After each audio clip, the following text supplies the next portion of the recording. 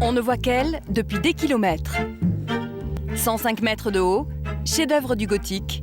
Voici la cathédrale de Chartres. À plusieurs dizaines de mètres du sol, on travaille ce matin. On démarre avec celui-là. Moment délicat. Okay. Voilà, je vais enlever l'autre d'à côté en même temps. On dépose un vitrail, une petite rose du XIIIe siècle pour la restaurer. L'opération est exceptionnelle. Elle a lieu une fois par siècle. Apparemment, il n'a pas l'air d'avoir de corrosion. Ouais, il y en a quand même un peu, ouais. Ouais, c'est même assez vert. On va pouvoir bien les éclaircir. Hermé, il est où? Direction l'atelier Hermé Juteau, le plus vieil atelier de maître verrier de Chartres, à quelques centaines de mètres de là.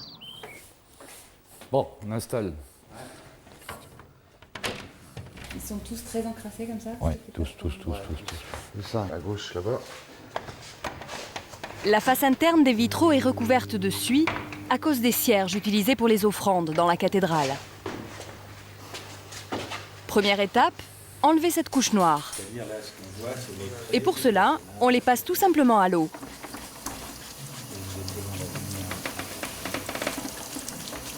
Résultat immédiat. C'est déjà mieux, hein? La restauration va pouvoir débuter dans quelques jours.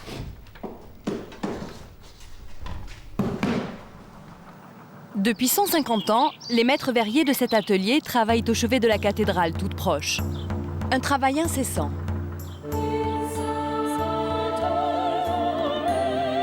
Il faut dire que Chartres offre aujourd'hui l'ensemble de vitraux médiévaux le plus complet et le mieux conservé au monde.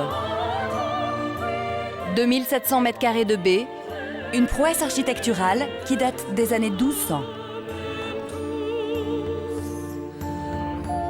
L'époque est à l'exaltation de la foi. Il faut construire le plus haut possible pour inciter les fidèles à lever les yeux vers Dieu.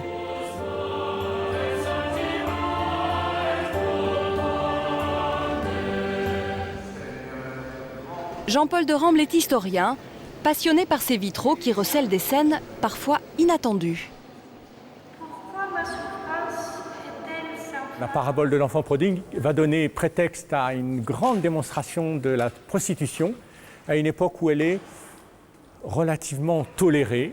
Donc on voit les prostituées, ces femmes très bien habillées. On y accueille le prodigue qui va être nourri, qui va être embrassé, qui va être célébré, couronné, enchanté, jusqu'à ce que, n'ayant plus d'argent, il soit jeté pratiquement nu dans la rue.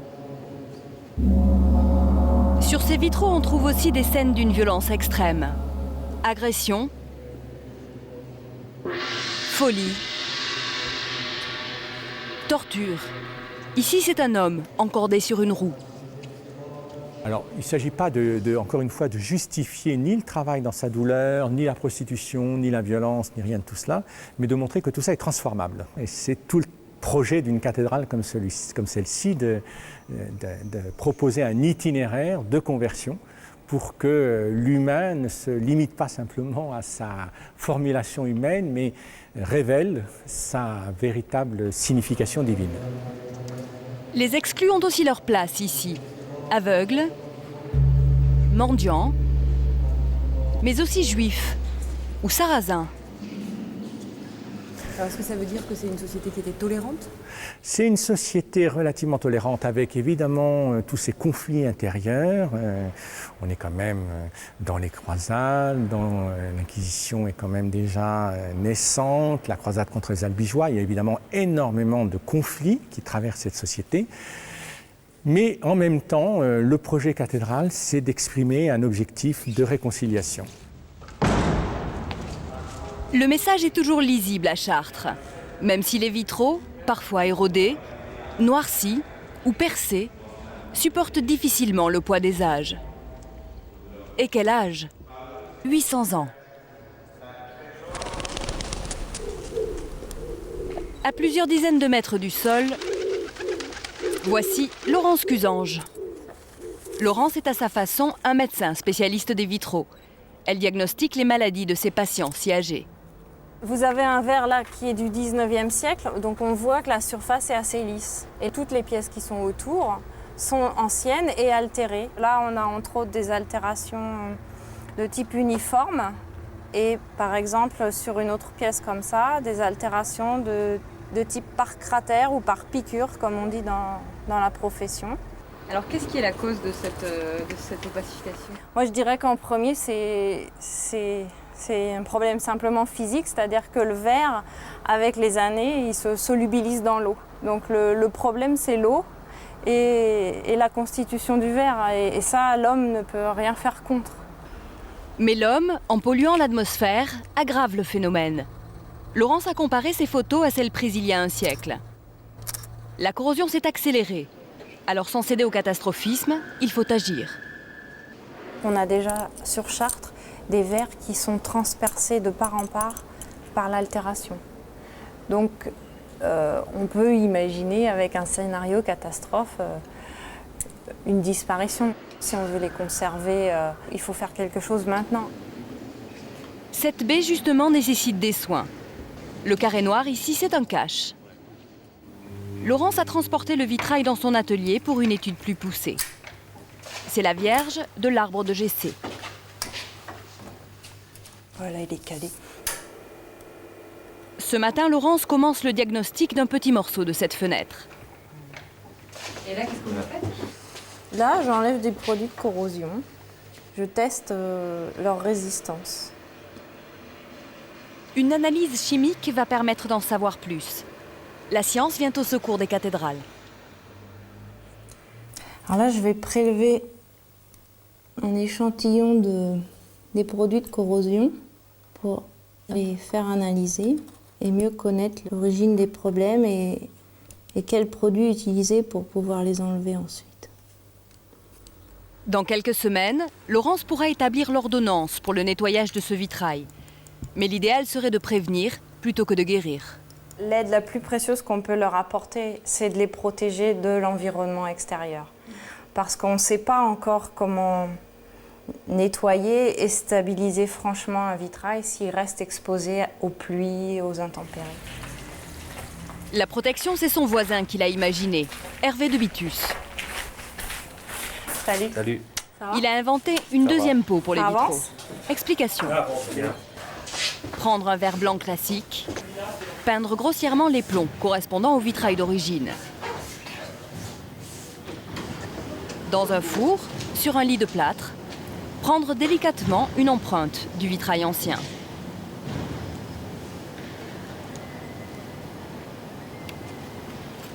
Voilà. Poser par-dessus le verre neuf.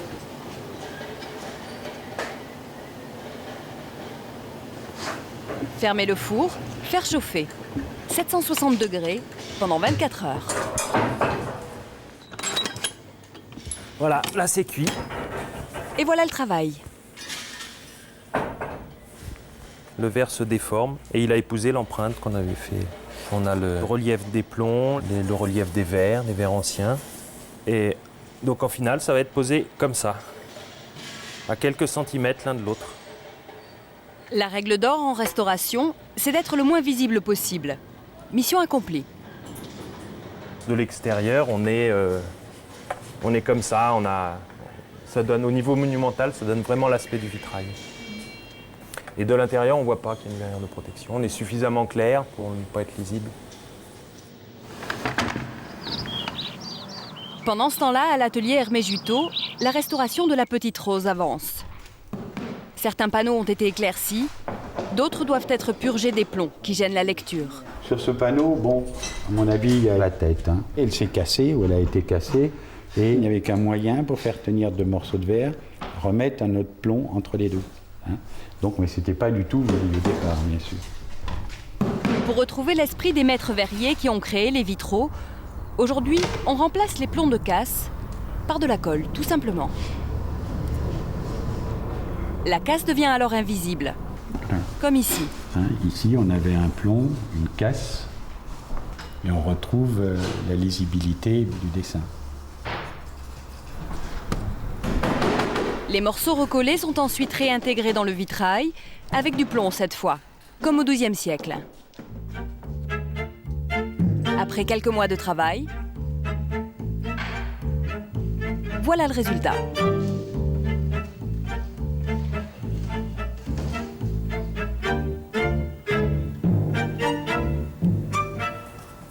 Il ne reste plus que les finitions. Retoucher les pièces effacées, dans le respect, là encore, du créateur.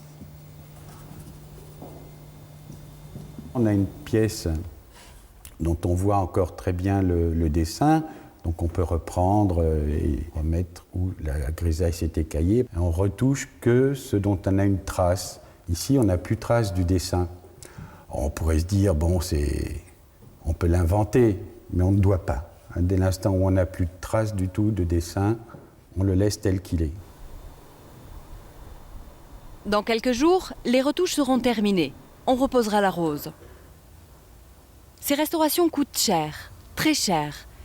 Elles sont financées pour moitié par l'État, pour moitié par eux, les mécènes de la cathédrale. Ils sont 3500 à donner tous les ans. Aujourd'hui, un petit groupe a droit à une visite privilégiée, un itinéraire par les toits. Voilà, là vous êtes juste autour au centre, dans l'axe. L'édifice est une louange du haut en bas. Certains de ces mécènes sont très jeunes, des étudiants. D'autres viennent de l'étranger. D'où venez-vous? Du nord de l'Angleterre, Yorkshire. Nous avons une superbe cathédrale là-bas aussi, mais pas aussi belle que celle-ci. Pourquoi cette passion pour Chartres? Parce que c'est un superbe ouvrage d'art. C'est inégalé et inégalable. Mais regardez ce que vous voyez aujourd'hui.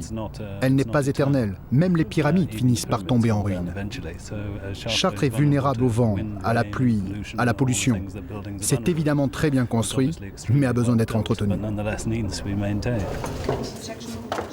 On finit par un passage par la charpente, reconstruite après un incendie au XIXe siècle, entièrement en métal. Depuis 800 ans, les mécènes se relaient à Chartres. Aujourd'hui, leurs efforts portent principalement sur la protection des vitraux. C'est grâce à ce financement qu'Hervé installe aujourd'hui la verrière de protection de la Petite Rose.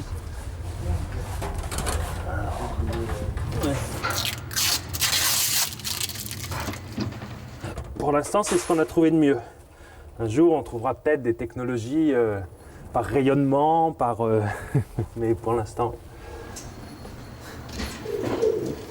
De l'autre côté de l'échafaudage, les compagnons peuvent maintenant réinstaller la Petite Rose restaurée.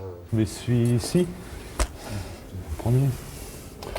On aura une numérotation comme ça. Le vitrail est désormais protégé à l'extérieur, mais les cierges, eux, continuent de brûler. Il faudra nettoyer la suie à nouveau dans un siècle. On reviendra à 2104. On laissera les consignes. Oui.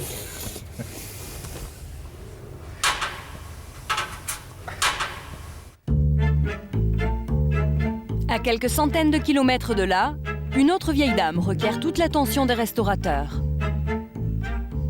La cathédrale de Reims. Un peu plus jeune que celle de Chartres, puisqu'elle n'a que 750 ans.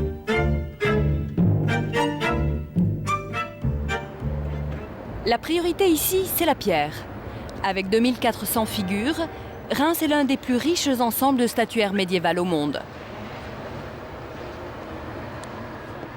Célèbre notamment pour ce fameux ange, au sourire ingénu. En façade, un échafaudage. Leandro Berra, sculpteur, est au travail.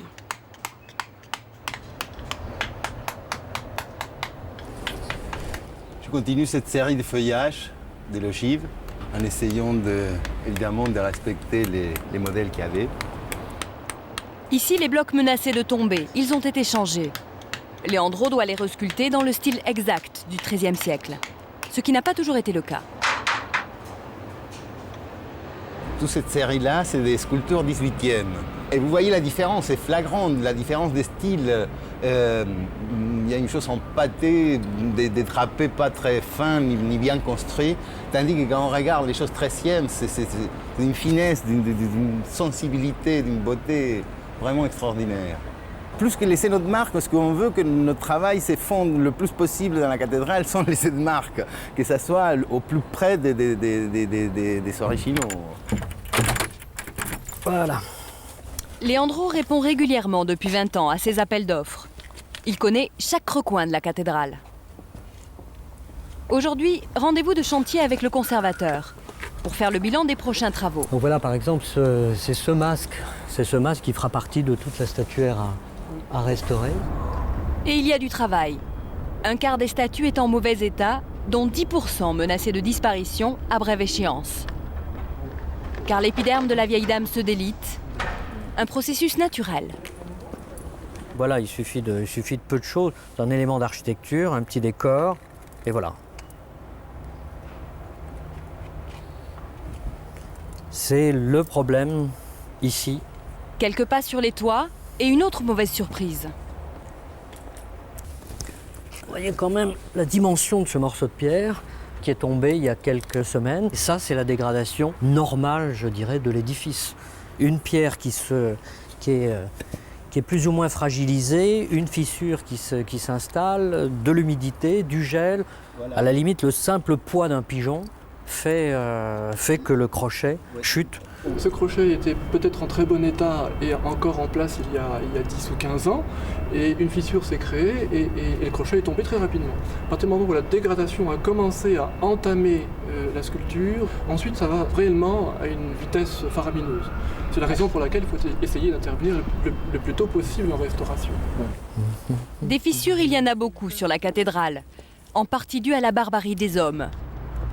Là où on peut voir encore les dégâts de la Première Guerre mondiale, tous les éclats d'obus ont complètement lacéré les piliers, cassé la totalité des crochets.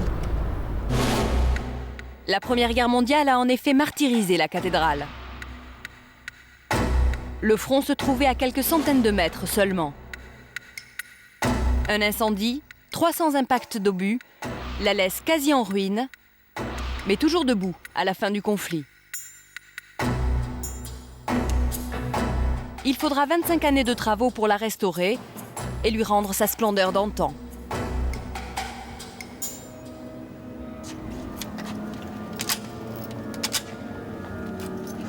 Lors des travaux, une drôle de découverte a été faite.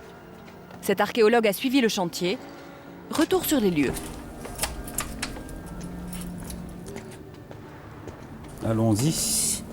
Sous le chœur, une petite porte totalement fermée au public permet d'accéder aux fondations.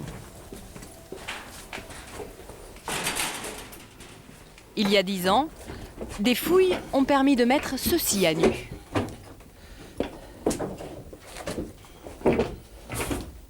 Et voilà le Saint des Saints. Rien de très spectaculaire, et pourtant. Avec 1500 ans de recul, nous voilà dans ce que nous pensons être donc le baptistère de l'église primitive de la première cathédrale de Reims. Donc celui qu'on appelle le baptistère de Clovis. Celui qu'on aimerait bien appeler le baptistère de Clovis. Le baptistère, c'était en fait un bassin où l'on se plongeait entièrement. Vraisemblablement, on a un entourage qui est assez somptueux avec une margelle donc périphérique et probablement une colonnade qui supportait une voûte qui symbolisait quelque part la voûte céleste. Le baptistère devait donc ressembler à ceci. Tout un symbole. Car la conversion de Clovis va bouleverser l'histoire. Elle fait basculer le pays dans la chrétienté et marque le début du Moyen-Âge. Désormais, les rois de France seront sacrés à Reims.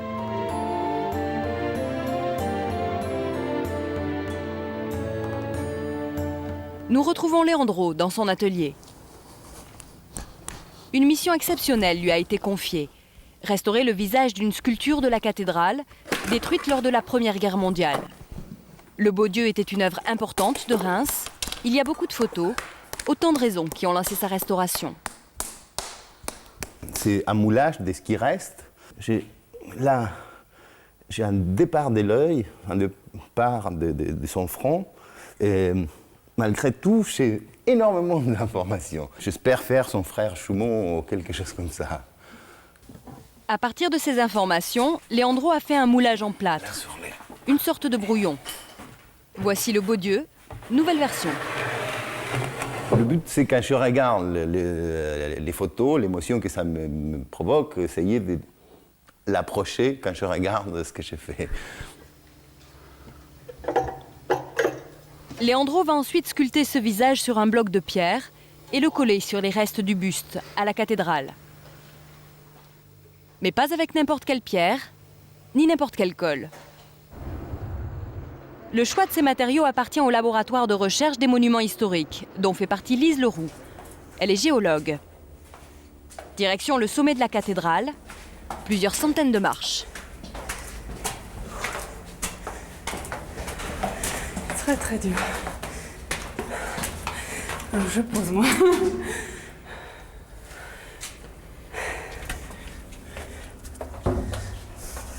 On va rentrer dans une vraie dentelle ajourée là, vous allez voir.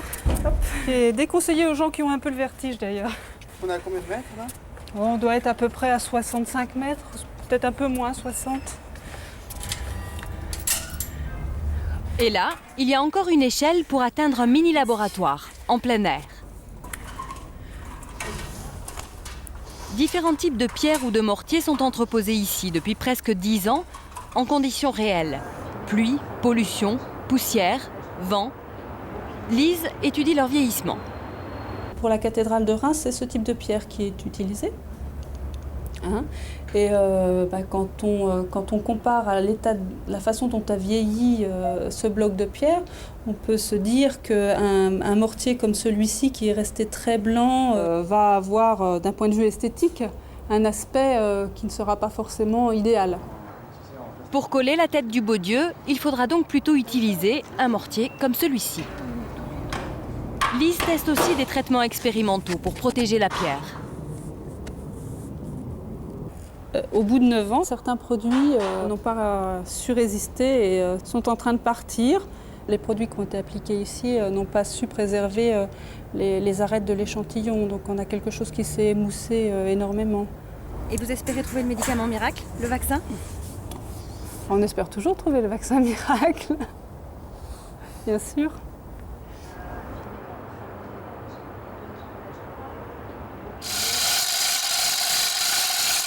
C'est le grand jour pour Leandro. Il va poser la nouvelle tête du Beau-Dieu.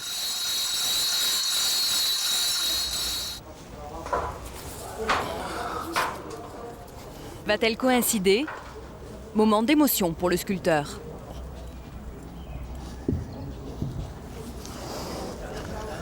Ça colle? Ça colle. Je suis très fier. Je le vois avec sa tête et j'ai l'impression de voir les photos que j'ai pendant des mois regardé et re-regardé et que j'ai laissé vraiment imprégner dans l'esprit. Et j'ai l'impression qu'il est là, qu'il est revenu. En tout cas, un très proche parent.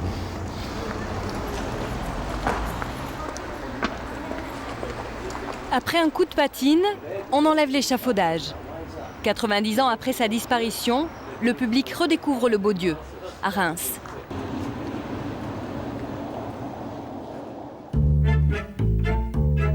Un peu plus loin, la Picardie et sa fière aïeule, la cathédrale d'Amiens.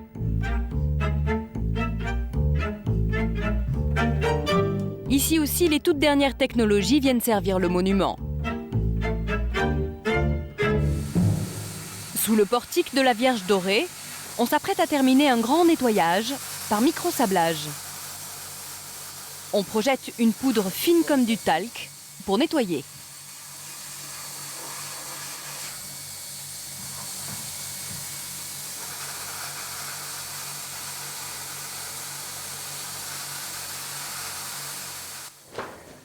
L'architecte en chef est venu prendre connaissance des surprises révélées par ce nettoyage.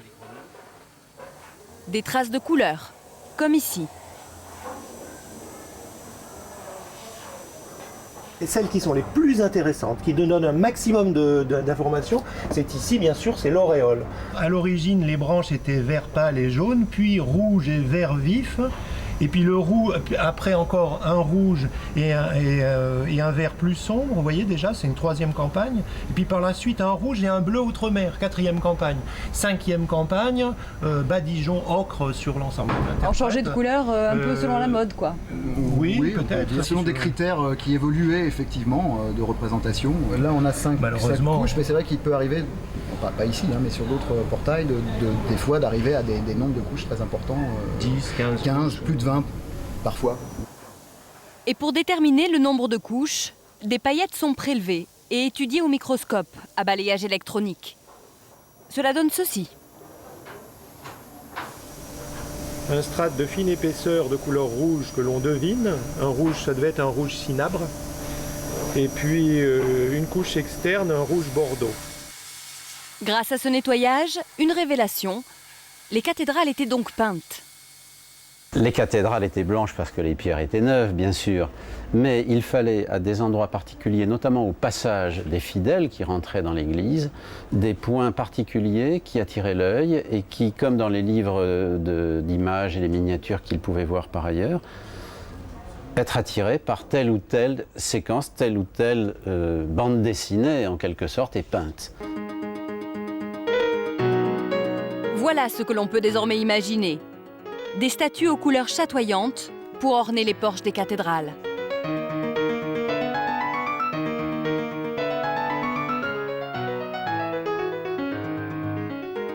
Cette mode dure jusqu'au XVIe siècle et tombe en désuétude.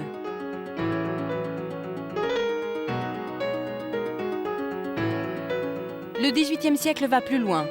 La couleur est jugée vulgaire, on la brosse et la cache parfois sous des couches de suie. À Amiens, le nettoyage qui a débuté il y a une douzaine d'années permet de la redécouvrir. Chaque trace de couleur a été inventoriée, analysée et classée. Le rapport des restaurateurs a ensuite été confié à une société de spectacle à Paris. Là, on en est à l'étape coloriage. En suivant les informations des restaurateurs, petit à petit, le porche est recoloré sur écran. Le résultat est parfois presque dérangeant.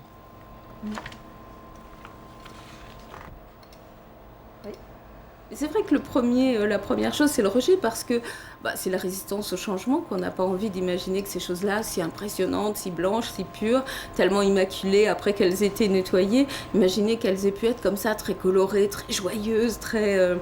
pas du tout dans l'austérité, mais dans quelque chose de très festif, au contraire. Donc Hélène, il faut que tu prennes Cette restitution est ensuite imprimée sur des diapositives et va être projetée sur la façade de la cathédrale. Hélène va porter les dernières moutures pour le spectacle de ce soir. Dans quelques heures, c'est toute l'histoire de ces 3 porches qu'Hélène va restituer en couleur.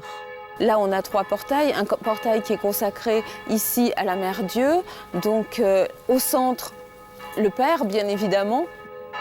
À l'étage au-dessus, on a donc, une fois la pesée des âmes effectuée, on a les vilains pécheurs qui partent s'engouffrer dans la gueule du Léviathan et puis les justes qui partent goûter les délices du paradis. Ce qui est très intéressant dans les églises, c'est qu'on a l'air de beaucoup s'ennuyer en partant vers le paradis et de beaucoup rigoler en partant vers l'enfer. Il y a toujours des scènes assez étonnantes. Et donc tout au-dessus, au registre encore supérieur, on a bien évidemment le Christ juge, qui a des yeux bleus complètement transparents, qui a un regard complètement extraordinaire. Quand on le voit là-haut, il est assez inquiétant. Et puis le dernier portail, qu'on appelle le portail Saint-Firmin, il était lui plus destiné un petit peu aux mécènes en fait. On a les saints locaux, alors il y a 2 saints qui sont assez extraordinaires, des saints que l'on dit céphalophores, hein, c'est-à-dire qu'ils portent leur tête.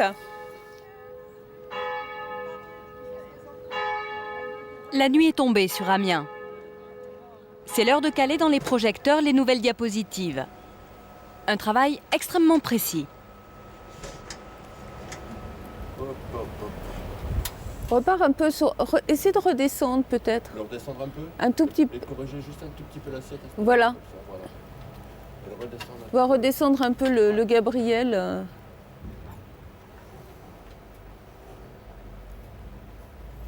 Dernier réglage. Ah, c'est pas mal. Essaie de remonter doucement maintenant. Le spectacle va pouvoir commencer.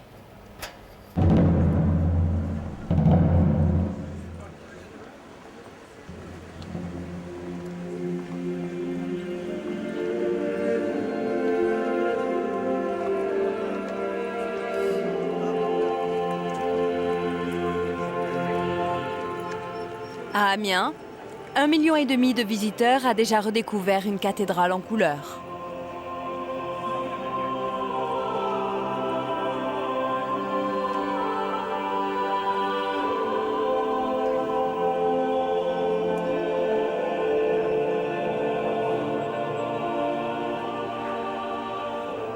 Grâce au travail des rebâtisseurs de cathédrales, les grandes dames de pierre devraient encore vivre quelques siècles.